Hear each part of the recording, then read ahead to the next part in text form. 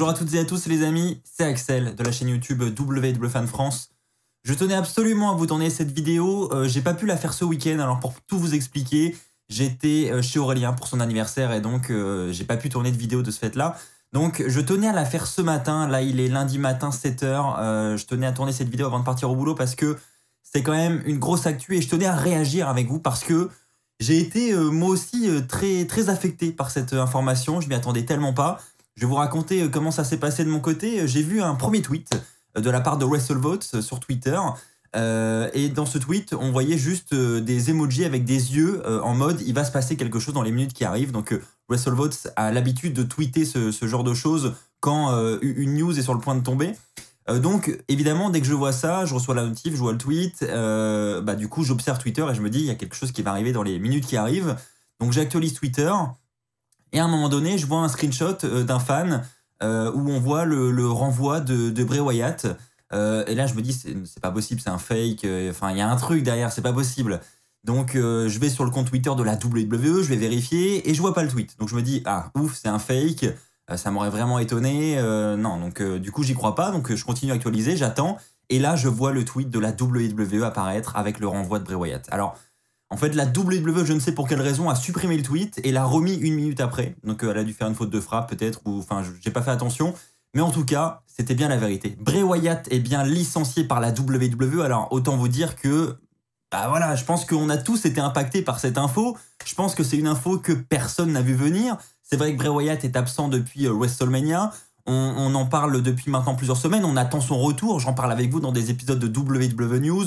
Vous étiez d'ailleurs très nombreux à me demander en commentaire est-ce que tu as des infos sur le retour de Bray Wyatt? Est-ce que tu peux nous en parler dans le prochain épisode de WWE News? Et évidemment, je ne vais pas en parler pour en parler. J'en parle quand j'ai des infos qui viennent des sites américains qui tombent. Mais là, en l'occurrence, il n'y avait pas grand-chose. On nous disait que son retour allait approcher aux alentours de SummerSlam, etc.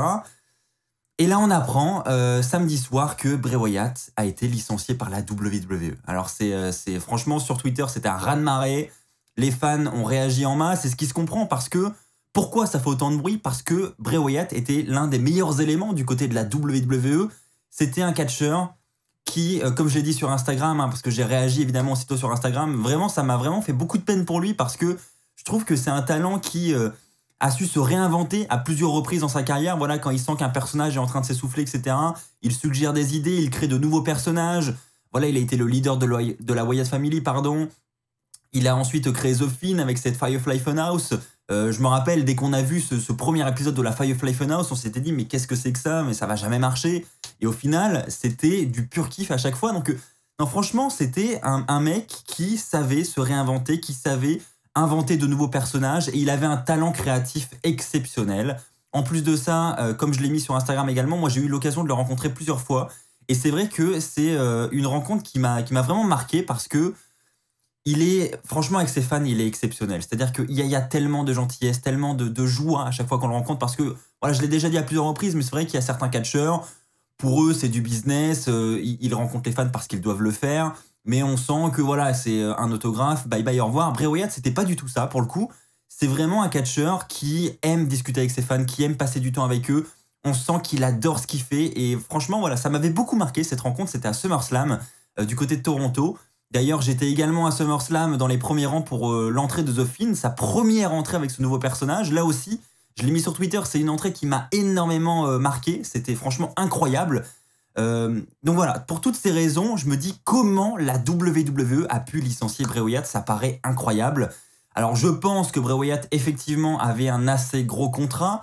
On sait que la WWE fait en ce moment des réductions budgétaires pour voilà, essayer de gagner le maximum d'argent possible. On sait que la WWE actuellement, durant cette pandémie, n'a jamais autant gagné d'argent, mais ça n'empêche qu'elle essaye tout de même de réduire ses coûts pour dégager le plus gros bénéfice possible, et ça passe par un licenciement de Bray Wyatt. Et enfin, je veux dire, même si on veut réduire ses coûts, je ne sais pas comment on peut arriver au licenciement de Bray Wyatt. Enfin, il y a tellement de contrats aujourd'hui à la WWE qui sont totalement inutiles. Alors évidemment, je veux viser personne, mais c'est vrai qu'on a des talents qui sont là 2 fois à l'année, qui coûtent un bras, on va pas se mentir. Il y a d'autres talents qui continuent d'être payés mais qui ne sont absolument pas utilisés. Et on passe par le licenciement de Bray Wyatt. Enfin, je veux dire, admettons qu'il soit dans l'obligation de faire des coupes budgétaires, et encore, là, j'y crois pas. pourquoi Bray Wyatt? Franchement, j'ai beau dans ma tête essayer de raisonner, etc., je comprends pas. Alors visiblement, ce licenciement viendrait de l'idée de Nick Khan, qui est le président de la WWE, et de Christina Salen, qui elle est la directrice financière de la WWE. Donc évidemment, elle, les chiffres, ça l'intéresse. Et visiblement, leur stratégie actuellement à la WWE, c'est de diminuer au maximum les coûts, comme je vous l'ai dit juste avant. Et ils veulent vraiment avoir une situation financière dans le vert, au top du top. Et donc ça passe par l'élimination des contrats comme ça. Et c'est pour ça aussi sûrement qu'on a eu Samoa Joe, Braun Strowman, Aleister Black, etc. qui ont été licenciés. Et là, on en arrive à Bray Wyatt.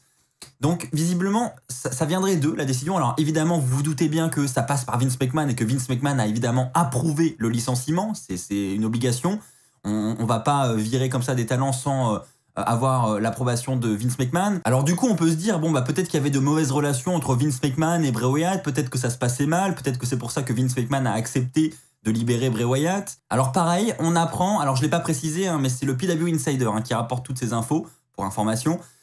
Donc on apprend que les relations entre Vince et Bray Wyatt ont eu des hauts et des bas, que voilà, c'était pas non plus love tout le temps, mais visiblement ça se passait plutôt bien ces derniers temps, et donc il y a quand même beaucoup d'incompréhension en coulisses, hein. Personne ne veut croire à cette nouvelle, ça a fait vraiment un raz-de-marée aussi du côté des backstage de la WWE, et on peut le comprendre. Donc c'est quand même assez incroyable. Voilà, c'est pour ça aussi que je tenais à faire cette vidéo, parce que voilà, encore aujourd'hui j'y crois pas.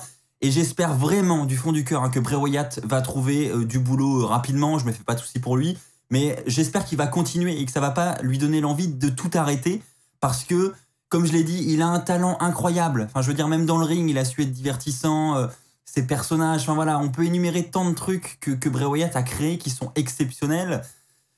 Donc j'ai pas envie qu'il arrête sa carrière, et j'espère vraiment qu'il ira trouver son bonheur dans d'autres fédérations comme la AEW, même s'il va du côté d'Impact, du côté de la ROH, enfin voilà, j'en ai aucune idée, mais en tout cas qu'il continue, parce que franchement il a un énorme talent. Donc là les amis, évidemment je viens de parler de la concurrence, hein, et donc vous le savez, dès qu'un catcheur est licencié par la WWE, il y a toujours cette clause de non-concurrence de 90 jours, qui veut dire que Bray Wyatt ne peut pas rejoindre une autre fédération avant 90 jours. Donc on devra attendre ce délai avant de savoir où ira Bray Wyatt s'il décide d'aller quelque part. En tout cas les amis, une chose est sûre, c'est que je pense qu'il aura beaucoup de propositions. Alors les amis, pour information, Bray Wyatt ne s'est pas encore exprimé sur les réseaux sociaux, donc il faudra encore attendre un petit peu pour en savoir plus de la part du principal concerné. S'il décide évidemment de s'exprimer sur le sujet, hein, c'est pas dit non plus. Donc on verra bien, quoi qu'il en soit. Franchement, moi je suis hyper déçu de cette décision de la WWE et je ne la comprends toujours pas. N'hésitez pas vous aussi les amis à partager votre avis dans les commentaires. N'hésitez pas à me dire si vous aussi vous êtes impacté par cette nouvelle et que ça vous frustre énormément, parce que moi encore là aujourd'hui je me dis il y avait tellement de potentiel avec Bray Wyatt que... Enfin voilà, je comprends toujours pas. Je comprends toujours pas et je serai toujours déçu. Après évidemment, s'il rejoint d'autres fédérations, ça donnera l'occasion d'aller suivre ces nouvelles aventures dans d'autres fédérations, et ça aussi c'est une bonne chose. Mais c'est vrai que, enfin voilà, la WWE, on se demande ce qu'ils font en ce moment, c'est surtout ça quoi, parce que c'est pas comme si Bray Wyatt était le seul cas. Enfin là, en quelques semaines, en quelques mois, on a eu des licenciements, mais franchement comme on n'a jamais eu à la WWE, donc c'est assez incroyable. On a l'impression qu'il se passe quelque chose, enfin je sais pas, c'est quand même très bizarre tout ça. Quoi qu'il en soit, ça montre que personne n'est à l'abri à la WWE, et je pense que du coup, ça doit flipper un petit peu du côté des coulisses, parce que voilà, quand on voit des têtes comme ça partir, on se dit, même quand on est plus ou moins dans le haut de la carte, on se dit finalement je suis peut-être pas à l'abri non plus. Donc franchement c'est vraiment une époque très bizarre pour la WWE. Voilà les amis, c'est ainsi que s'achève cette vidéo assez particulière, mais je tenais à la faire hein, parce que franchement ça me tenait vraiment à cœur. J'aimais beaucoup Bray Wyatt pour le coup, donc là ça m'a vraiment beaucoup affecté. Merci à tous d'avoir suivi cette vidéo. On se retrouve donc dès demain comme d'habitude pour les résultats et la review d'Euro. D'ici là, portez-vous bien, et surtout, malgré tout ça, n'oubliez pas, soyez toujours très très fiers d'être fan de catch. Allez, bye tout le monde.